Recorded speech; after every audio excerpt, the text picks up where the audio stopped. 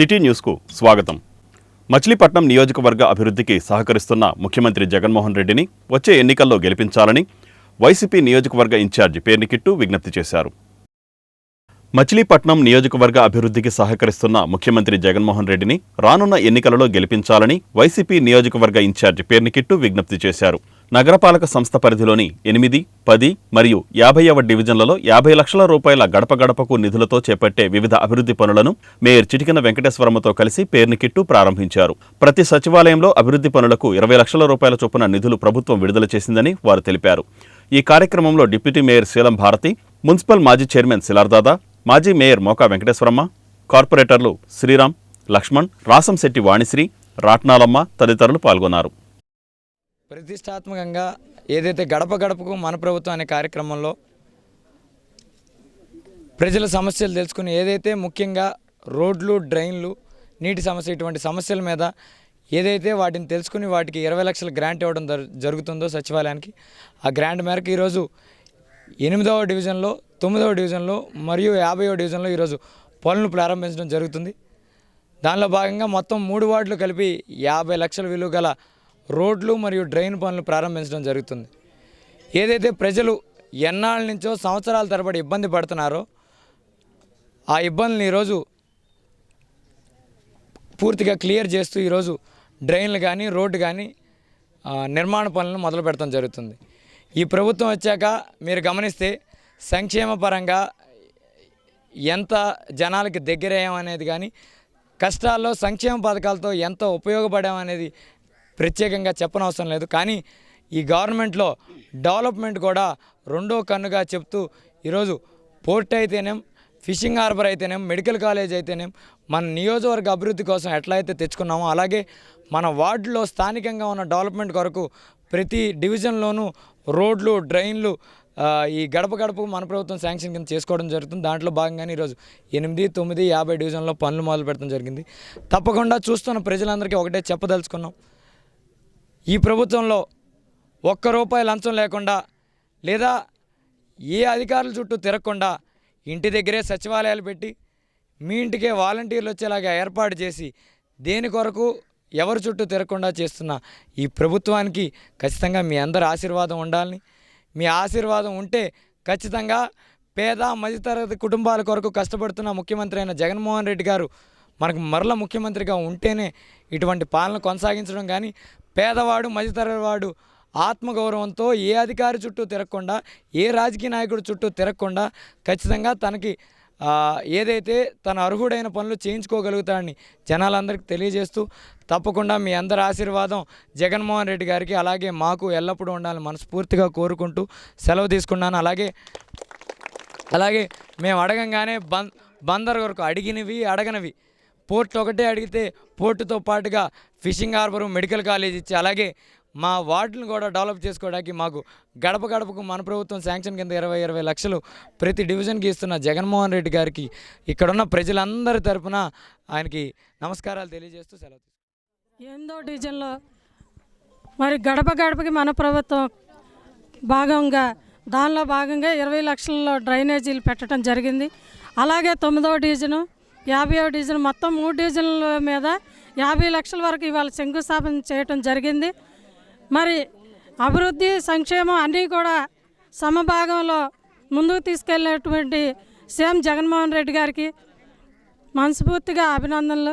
అలాగే మరి ఇంత అభివృద్ధి జరిగిన వైఎస్ఆర్ ప్రభుత్వంలో గతంలో ఎన్నడూ ఏ ప్రభుత్వాలు చేయనటువంటి అభివృద్ధి వైఎస్ఆర్ ప్రభుత్వంలో జరగటం, మరి మచిలీపట్నం తీసుకున్నట్లయితే బందర్ పోర్టు కానీ, మెడికల్ కాలేజీ కానీ, ఫిషింగ్ హార్బర్ కానీ, మరి మళ్ళీ డివిజన్ల వారీగా 20 లక్షలు వేరే ప్రత్యేక గ్రాంట్లు ఇవ్వటం, మరి ప్రజలు ఏవైతే ఇబ్బందులు ఉన్నాయని చెప్పారో అవన్నీ కూడా డ్రైనేజీలు, రోడ్లు అవన్నీ కూడా చేయటము, మరి ఏ ప్రభుత్వంలో లేనటువంటి అభివృద్ధి మరి వైఎస్ఆర్ ప్రభుత్వంలో ప్రజలందరూ కూడా చూస్తున్నారు. మీ అందరూ కూడా గమనించాలి. పేద మధ్యతరగతి కుటుంబాల్లో మరి ప్రత్యేకంగా ఏ ప్రభుత్వం కూడా ఆలోచించినటువంటి ఆరోగ్య సురక్ష, అమ్మఒడి కాడి నుంచి మరి పేదవాడు లబ్ధి పొందినటువంటి ఆసరా కానీ, చేయూత ఎన్నో పెట్టిన ఇన్ని సంక్షేమ అభివృద్ధి కార్యక్రమాలు తీసుకొచ్చిన జగన్మోహన్ రెడ్డి గారు చెప్పటానికి కూడా వీళ్ళైనటువంటి చెప్పినవి 9 అయితే నవరత్నాలు చెప్పనివి ఎన్నో ఉన్నాయి. మరి అలాంటి జగన్మోహన్ రెడ్డి గారిని మళ్ళీ మీ అందరూ కూడా మనస్ఫూర్తిగా అభినందించాలి. మీ అందరూ కూడా మళ్ళీ ఓట్లేసి మళ్ళీ జగన్ గారిని గెలిపించుకుంటే ఇంకా సంక్షేమం అభివృద్ధి చేసుకోవచ్చు. అలాగే మచిలీపట్నంలో మన పేరుని కుటుంబం, మన తెలియని వాళ్ళు అంటే ఎవరు ఉండరు. ఆయన ప్రతి ఒక్క మనిషికి మా 8వ డివిజన్కి వచ్చేసినటువంటి మా మేయర్ గారు, మాతో పాటు తోటి కార్పొరేటర్లకి, మచిలీపట్నం గడ్డ మా పేరుని నాని తనయుడు కిట్టుబాబుకి ఇచ్చేసిన అందరూ కూడా పేరు పేరున హృదయపూర్వక నమస్కారాలు తెలియపడుతున్నాను. నా వార్డు ఇచ్చిన ప్రజలకి, అలాగే నా సచివాలయం స్టాఫ్కి, వాలంటీర్స్ అందరూ కూడా ధన్యవాదాలు తెలియపడుతున్నాను. ఎందుకంటే 40 సంవత్సరాలు విశ్వబ్రాహ్మణ కాలనీ ఇచ్చింది. ఈ 40 సంవత్సరాల్లో టీడీపీ ప్రభుత్వం ఎన్నిసార్లు వచ్చిందో అందరికీ తెలుసు. వాళ్ళు వచ్చి ఏం చేశారో అందరికీ తెలుసు. వాళ్ళల్లా స్థలాలు కబ్జా చేయడం, పార్కులు అమ్ముకుంటూ తప్ప చేసింది ఏమీ లేదు. మేము వచ్చినాక మా జగన్మోహన్ రెడ్డి గారు వారి నాయకత్వంలో, మా పేరు నాని గారు వారి ఆశీస్సులతో ఈరోజు మా కిట్టుబాబు నేను అడిగిన వెంటనే స్పందించి, చిన్నయ్య నీకు వెంటనే డ్రైనేజ్ శాంక్షన్ చేస్తాను, ఈ గడపడి ప్రోగ్రాంలో భాగంగా నేను డ్రైనేజ్ వెంటనే కట్టిస్తానని మాట ఇచ్చాడు. అన్న మాట ప్రకారం నా వార్డుకి డ్రైనేజ్ శాంక్షన్ చేశారు. కాబట్టి అందరికీ పేరు పేరున హృదయపూర్వక. పామర్రు నియోజకవర్గ అభివృద్ధే తన ధ్యేయమని మాజీ ఎమ్మెల్యే డివై దాస్ అన్నారు. పామర్రు నియోజకవర్గాన్ని పురోభివృద్ధి చేయడమే తన ఆశయమని మాజీ ఎమ్మెల్యే డివై దాస్ అన్నారు. ఆయన జన్మదినాన్ని పురస్కరించుకొని పామర్రులోని కార్యాలయంలో కాంగ్రెస్ పార్టీ నాయకులు, కార్యకర్తలు, అభిమానుల మధ్య కేక్ కట్ చేసి స్వీట్లు పంపిణీ చేశారు. అనంతరం దాస్ మాట్లాడుతూ తన అంతిమ ఆశయం పామర్రు నియోజకవర్గ పురోభివృద్ధే అన్నారు. నియోజకవర్గ తొలి ఎమ్మెల్యేగా 2009-14 కాలంలో నియోజకవర్గాన్ని అభివృద్ధి పదంలో నడిపించానన్నారు. తర్వాత 10 ఏళ్ల పాటు ఎలాంటి అభివృద్ధికి నోచుకోని నియోజకవర్గంగా పామర్రు మిగిలిపోవడం తనను ఎంతో మనోవేదనకు గురిచేస్తుందన్నారు. అందుకనే ఈ వచ్చే ఎన్నికల్లో తాను కాంగ్రెస్ పార్టీ నుంచి పోటీ చేసి ఎమ్మెల్యేగా గెలుపొంది పామర్రును అభివృద్ధి పదంలో అగ్రగామిగా చేస్తానన్నారు. ఈ నేపథ్యంలో నియోజకవర్గ వ్యాప్తంగా పర్యటిస్తున్న తనకు ప్రజల నుంచి లభిస్తున్న ఆదరాభిమానాలు ఎన్నటికీ మరువలేనివన్నారు. ఈ కార్యక్రమంలో తిరుమలశెట్టి వాసు, మవ్వ శ్రీనివాసరెడ్డి, గోడమంచిలి చంద్రశేఖర్, జొన్నలగడ్డ కేశవరావు, సుబ్రహ్మణ్యం, సతీష్ తదితరులు పాల్గొన్నారు. తనకున్నటువంటి ఆ సొంత గవర్నమెంట్లో ఉన్నటువంటి వాళ్ళు, సొంత పార్టీలో ఉన్నటువంటి వాళ్ళ అనుమతి ఉన్నా లేకపోయినా కూర్చోండి, కంపల్సరీ ప్రతిపక్షాలని 100% యాక్సెప్ట్ చేయాలి. ప్రతిపక్షాలను అందుకే అడిగితే వాళ్ళిద్దరూ లెటర్స్ ఇచ్చారు. తెలుగుదేశం 5 పేజీల లెటర్ ఇచ్చింది, ఆయన 3 పేజీల లెటర్ ఇచ్చారు, మిడగొట్టండి అని. ఆ క్రమంలో విడిపోయిన తర్వాత తెలుగుదేశం అధికారంలోకి వచ్చింది, 5 పైసలు పనిచేయలేదు. దాదాపు 4 లక్షల కోట్ల రూపాయలు అప్పు చేసి ఓడిపోయి ఆయనకి ఇచ్చారు. ఎవరికి ఇచ్చారు? జగన్మోహన్ రెడ్డి గారికి. జగన్మోహన్ రెడ్డి గారు దానికి తోడు ఇంకొక 10-12 లక్షల కోట్ల రూపాయలు ఆయన అప్పు చేశాడు. ఇప్పుడు ఉన్నటువంటి 15-17 లక్షల కోట్ల రూపాయలు మన రాష్ట్రం మీద మరి అప్పు ఉండేటువంటి పరిస్థితుల్లో ఏ విధంగా తీరుస్తారో, ఎట్లా తీరుస్తారో అనేటువంటిది ఆ దేవుడికే తెలియాలి. అందుకే నేను అనేది ఏంటంటే, ఈ ప్రభుత్వంలో మరి వీళ్ళు ఈ విధంగా చేసేటువంటి పరిస్థితుల్లో హైకమాండ్ నన్ను పిలిచింది. మీరు ఏ పార్టీలోకి వెళ్ళలేదు కదా, నువ్వు ఎందుకు ఐడియల్గా ఉంటున్నారు, మన పార్టీలో కంటిన్యూ అవ్వమని చెప్పడం. ఆయన చెప్పిన వెంటనే అక్కడి నుండి ఇన్ఛార్జ్, ఏఐసిసి ఇన్ఛార్జ్ రావటం, మాణిక్ ఠాగూర్ రావటం, ఆయన సమక్షంలో మళ్ళీ నన్ను అది సపోర్టింగ్ చేసి మీరు పార్టీలో కంటిన్యూ అవ్వమని చెప్పడం. అదేవిధంగా తనకు ఒక్క అవకాశం ఇస్తే పెడన పట్టణంతో పాటు నియోజకవర్గాన్ని అభివృద్ధి చేసి చూపిస్తానని పెడన నియోజకవర్గ వైసీపీ ఇన్ఛార్జ్ ఉప్పాలరాము అన్నారు. తనకు ఒక్క అవకాశం కల్పిస్తే పెడనపట్నంతో పాటు నియోజకవర్గం ఎంతో అభివృద్ధి చేస్తానని వైసీపీ నియోజకవర్గ ఇన్ఛార్జ్ ఉప్పాలరాము అన్నారు. పెడన పట్టణ పరిధిలోని పలు వార్డుల్లో పర్యటించిన వైసీపీ నియోజకవర్గ ఇన్ఛార్జ్ ఉప్పాలరాము గడప గడపకు తిరగటమే కాక పట్టణ ప్రముఖులతో, ముఖ్య నేతలతో సమావేశమయ్యారు. కష్టపడి పైకి వచ్చిన తనకు ప్రజలందరూ ఒక్కసారి అవకాశం కల్పించి తన తండ్రి కల నెరవేర్చాలని, తాను శాసనసభ్యులుగా ఎన్నికైన తర్వాత అభివృద్ధి ఎలా ఉంటుందో చేసి చూపిస్తామని ఆయన పేర్కొన్నారు. ఆ విషయంలో ఎలాంటి వెనకడుగు వేసేది లేదని, ప్రజలందరూ తమకు అండగా ఉండాలని ఆయన కోరారు. తాను శాసనసభ్యుడిగా ఉన్నప్పుడు పెడన పట్టణాన్ని, నియోజకవర్గాన్ని ఎంతగానో అభివృద్ధి చేశానని బోరగడ్డ వేదవ్యాస్ అన్నారు.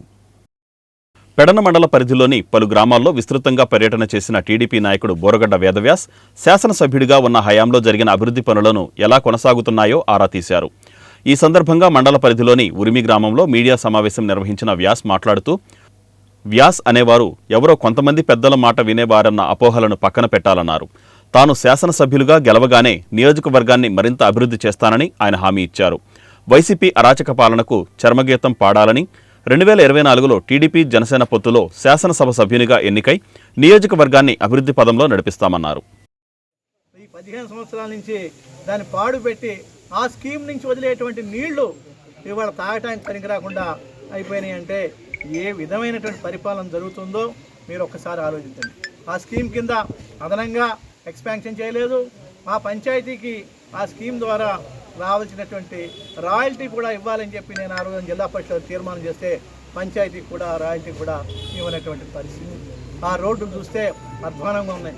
ఆ రోజుల్లో నేను చేవండ్రపాలెం నుంచి కలవంటి నుంచి పెద్ద ఎత్తున రోడ్డు వేసి ఆ రోడ్డు ఉరిమి వరకు ఆ కలవగుంట ఆ బ్రిడ్జి నిర్మాణం చేసి ఉరిమి వరకు ఇక్కడి నుంచి గాయంపాడు వరకు కూడా రోడ్డు తీసుకెళ్ళి ఆ విధంగా అనేక రోడ్లు ఈ ప్రాంతంలో మరి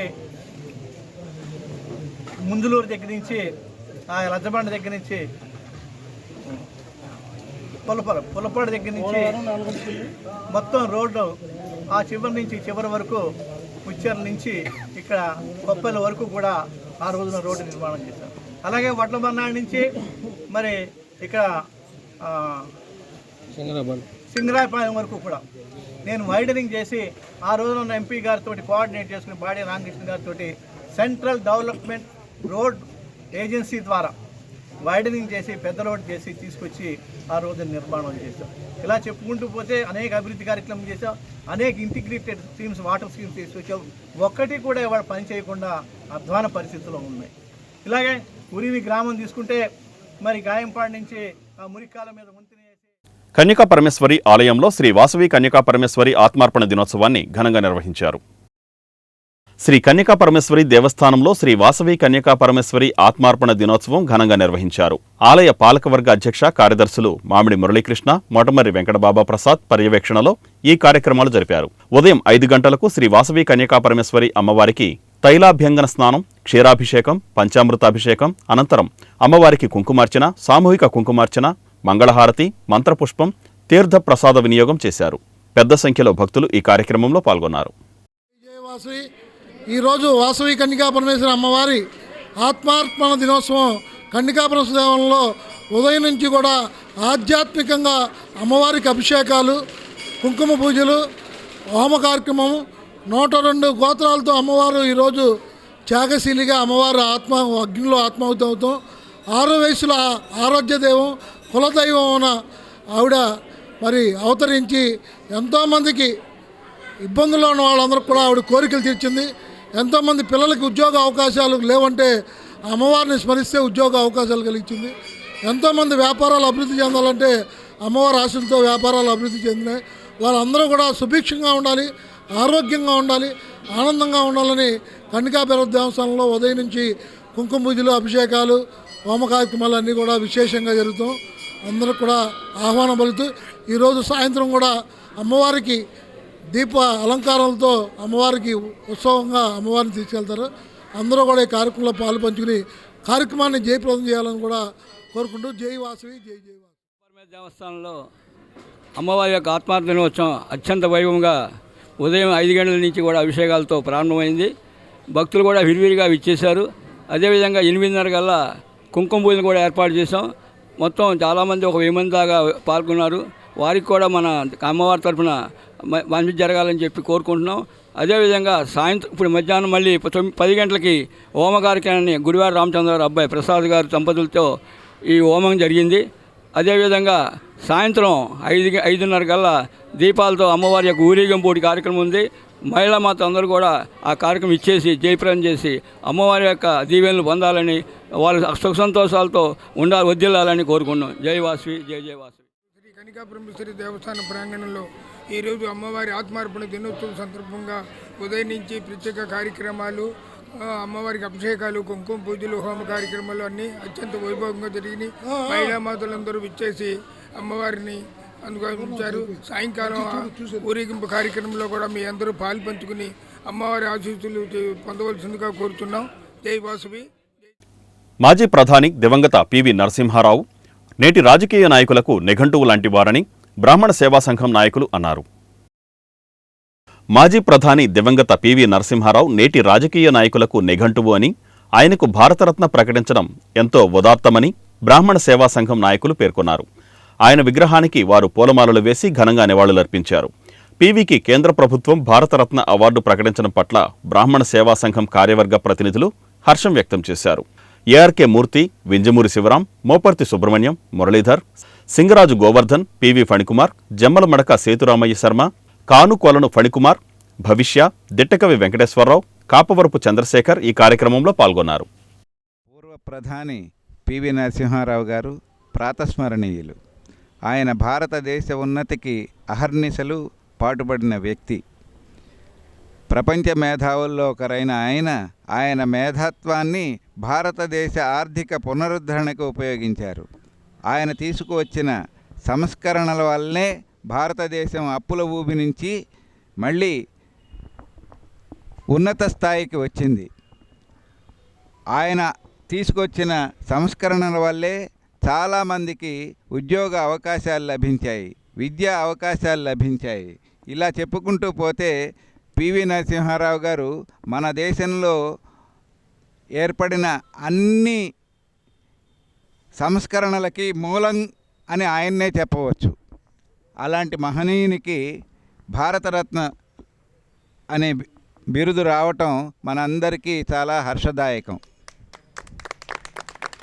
ముఖ్యంగా భారతదేశంలో ఒక చాణక్య నీతితో ఆయన మైనారిటీ గవర్నమెంట్ని నిలుపుకుని 5 ఏళ్ళు పాలన సాగించిన మేధావి ఆయన.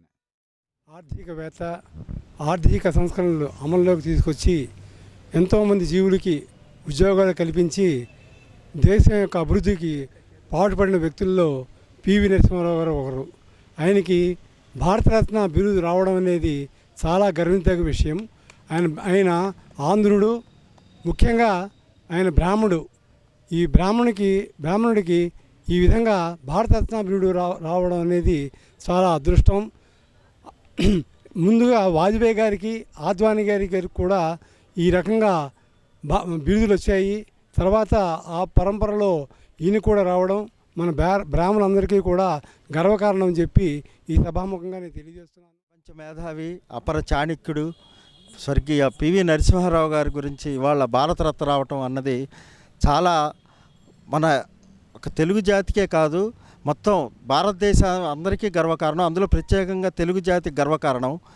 ఆయన ఒక రాజకీయ నాయకుడిగానే కాకుండా రాజనీతిజ్ఞుడిగా కూడా ఎంతో పేరుగాంచారు. ఎందుకంటే రాజకీయ నాయకులకు ఒక పర్పస్లు ఉంటాయి, వాళ్ళకి ప్రయోజనాలు వాళ్ళకు ఉంటాయి. కానీ రాజనీతిజ్ఞుడికి దేశ ప్రయోజనాలు, ప్రజా సంక్షేమమే ఆయన దృష్టిగా తీసుకుని ఇవాళ మనం 91కి పివి నరసింహారావు గారి ముందర, పివి నరసింహారావు గారి తర్వాత అన్నది భారతదేశంలో ఒక చరిత్ర. ఎందుకంటే ఆయన అవాళ్ళ మన ఆర్థిక వ్యవస్థని భారతదేశం బంగారం తాకట్టు పెట్టుకుని అప్పులు తెచ్చుకునే పరిస్థితి నుంచి ఇవాళ ప్రపంచంలో 3వ ఆర్థిక వ్యవస్థగా ఇవాళ భారతదేశాన్ని తీసుకురావాలంటే పివి నరసింహారావు గారు వేసిన, మన్మోహన్ సింగ్ గారు వేసిన పునాదులు తప్పితే రానున్న ఎన్నికలలో ఎలాంటి శాంతి భద్రతల సమస్యలు తలెత్తకుండా అన్ని చర్యలు తీసుకుంటున్నట్లు ఎస్పీ అద్నాన్ నయీం హష్మీ తెలిపారు. అవనిగడ్డ సబ్ డివిజన్లోని పోలీస్ స్టేషన్లో జిల్లా ఎస్పీ అద్నాన్ నయీం హష్మీ పర్యటించారు. అవనిగడ్డ డీఎస్పీ మురళీధర్, సిఐ త్రినాథ్తో కలిసి సబ్ డివిజన్లోని పోలీస్ స్టేషన్లను ఎస్పీ పరిశీలించారు. రానున్న ఎన్నికలలో ఎలాంటి శాంతి భద్రతల సమస్య తలెత్తకుండా అన్ని చర్యలు తీసుకుంటున్నట్లు ఎస్పీ అద్నాన్ నయీం హష్మీ తెలిపారు. ఎన్నికలు శాంతియుతంగా జరిగే విధంగా సిబ్బంది సన్నద్ధంగా ఉండాలని జిల్లా ఎస్పీ ఆదేశించారు. మాజీ ప్రధాని స్వర్గీయ పివి నరసింహారావుకు కేంద్ర ప్రభుత్వం భారతరత్న అవార్డు ప్రకటించడం పట్ల వైసీపీ నియోజకవర్గ ఇన్ఛార్జి పేర్ని కిట్టు హర్షం వ్యక్తం చేశారు. నగరంలోని స్వర్గీయ పివి నరసింహారావు కాంస్య విగ్రహానికి పలువురు వైసీపీ నాయకులు పూలమాలలు వేసి ఘనంగా నివాళులర్పించారు. ఈ సందర్భంగా వక్తలు మాట్లాడుతూ దేశం కష్టకాలంలో ఉన్నప్పుడు ఆర్థిక సంస్కరణల ద్వారా మన దేశాన్ని ముందంజలో నిలిపిన మహనీయుడు పివి అన్నారు. దేశాభివృద్ధికి స్వర్గీయ పివి ఎంతో కృషి చేశారన్నారు. స్వర్గీయ పివి ప్రధానమంత్రిగా ఉన్నప్పుడు చేసిన ఆర్థిక సంస్కరణల వలన మన దేశం ఇప్పటికీ ప్రపంచ దేశాల్లో అగ్రస్థానంలో నిలిచిందన్నారు. తెలుగు ప్రజలందరూ ఎప్పటి నుంచో ఎదురుచూస్తున్న వేళ కేంద్ర ప్రభుత్వం స్వర్గీయ పివి నరసింహారావుకు భారతరత్న ఇచ్చి తెలుగువారి ఖ్యాతిని పెంపొందించిందన్నారు. ఈ కార్యక్రమంలో మేయర్ మోకా వెంకటేశ్వరమ్మ, డిప్యూటీ మేయర్ శీలం భారతి, మున్సిపల్ మాజీ చైర్మన్ శిలార్దాదా, మాజీ మేయర్ మోకా వెంకటేశ్వరమ్మ తదితరులు పాల్గొన్నారు. పివి నరసింహారావు గారికి భారతరత్న ఇవ్వడం అనే దానికి ఆనందం వ్యక్తం చేస్తూ ఈరోజు ఆయన విగ్రహం దగ్గర ఆయన ఘనంగా నివాళులు అర్పించి సంతోషాన్ని వ్యక్తం చేయడం జరిగింది. ఈరోజు గమనిస్తే భారతరత్న అనే పదవి ఏదైనా ఒక మనిషికి వస్తే ఆ మనిషికి గౌరవాన్ని ఇస్తుంది. కానీ ఇక్కడ పివి నరసింహారావు గారికి ఈ భారతరత్న రావడం వల్ల నాకు తెలిసి భారతరత్న అనే గౌరవానికి ఇంకా గౌరవం పెరిగినట్టు అయిందని నాకు మనసు ఎందుకు అనిపిస్తుందంటే, పివి నరసింహారావు గారు భారతదేశానికి చేసింది, ఆయన చేసిన సేవలు కానీ భారతదేశాన్ని ముందుంచడంలో కానీ ఆయన చేసిన సేవలు ఈరోజు ఈ జనరేషన్కి తెలియకపోవచ్చు. కానీ ఆయన చూసిన కానీ ఆ రోజు భారతదేశం పడుతున్న ఇబ్బందులు చూసిన వాళ్ళు కానీ, ఆర్థిక ఇబ్బందులు పడుతున్న చూసిన వాళ్ళు కానీ ఖచ్చితంగా తెలిసి ఉంటుంది. ఎందుకంటే ఎకనామిస్ట్ విలువ భారతదేశం 2 సార్లు చూసింది. ఒకటి ఇందాడ మనకు మురళీధర్ గారు చెప్పినట్టు పివి నరసింహారావు గారి దగ్గర, మళ్ళీ మన్మోహన్ సింగ్ గారి దగ్గరే ఎకనామిస్ట్ అనేవాళ్ళు ఆ స్థానంలో ఉంటే ఖచ్చితంగా దేశానికి ఎంత మేలు చేస్తారనేది చూసాం. కాబట్టి పివి నరసింహారావు గారికి ఇంత లేటుగా భారతరత్న ఇవ్వడం కొద్దిగా బాధాకరమే అయినా కూడా ఈ రోజుకైనా ఆయన చేసిన సేవలను ఈనాటికైనా గుర్తుంచుకున్నందుకు నిజంగా మోడీ గారికి, కేంద్ర ప్రభుత్వానికి ప్రత్యేకంగా ధన్యవాదాలు తెలియజేసుకుంటూ, ఇటువంటి అంటే భారతదేశానికి ఉపయోగపడిన ఎంతోమంది వారికి ఖచ్చితంగా గౌరవం ఇవ్వాలి. ఇది పివి నరసింహారావు గారితో మొదలై మిగిలిన అందరికి కూడా ఖచ్చితంగా భారతదేశానికి ఏదో ఒక రూపైన సహాయం చేసిన ప్రతి ఒక్కరికి పివి నరసింహారావు గారికి భారతరత్న అవార్డు రావటం, మరి మన ప్రభుత్వం మోడీ గారు ఆయనకి ఈ అవార్డు ఇవ్వటం కాస్త లేట్ అయినా ఆయన ఇలాంటి గొప్ప మహనీయులను స్మరించుకోవాల్సిన బాధ్యత భారతదేశంలో పుట్టిన ప్రతి ఒక్కరికి ఉంటుంది. ఎంతో అనుభవం ఉండి ఈ ప్రపంచానికి ఎంతో సేవ చేసినటువంటి పివి నరసింహారావు గారికి మనస్ఫూర్తిగా మేమందరం కూడా నివాళులు అర్పించటం మా అందరూ అదృష్టంగా భావిస్తాం. ఇలాంటి గొప్ప వ్యక్తులను స్మరించుకునే అవకాశం ప్రభుత్వాలు కానీ మరి ప్రజల్లో కూడా అవగాహన తీసుకురావాలని చెప్తూ మనస్ఫూర్తిగా కోరుకుంటూ సెలవు. నరసింహారావు గారికి భారతరత్న ఇవ్వటం, అదే మన భారతదేశంలో ఎంతో ఘనత వహించినటువంటి వ్యక్తి, మన పిఎంగా ఉండటం కూడా తెలుగునాటి ఘనతని ఢిల్లీ ప్రభుత్వంలోనే కాకుండా యావత్ భారతదేశానికే చాటి చెప్పినటువంటి వ్యక్తి మన పివి నరసింహారావు గారు.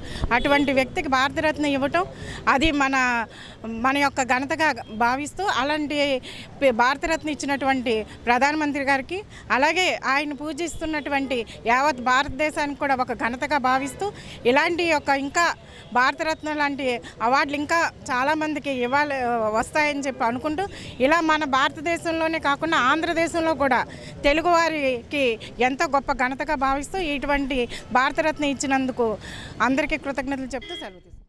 ఈ వార్తలు ఇంతటితో సమాప్తం. నమస్కారం.